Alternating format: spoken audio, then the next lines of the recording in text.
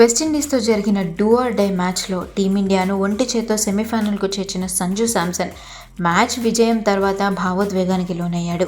ఈ ఇన్నింగ్స్ నా జీవితం, నా ప్రపంచం అంటూ సంజు చేసిన వ్యాఖ్యలు ఇప్పుడు సోషల్ మీడియాలో వైరల్ అవుతున్నాయి.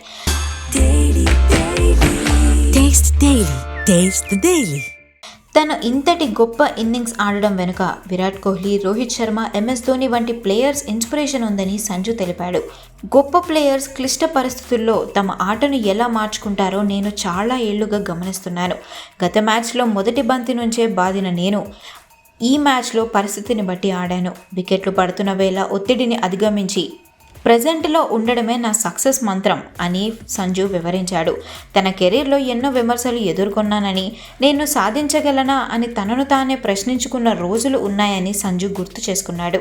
కానీ ఈడెన్ గార్డెన్స్లో 196 పరుగుల భారీ లక్ష్యాన్ని ఛేదించే క్రమంలో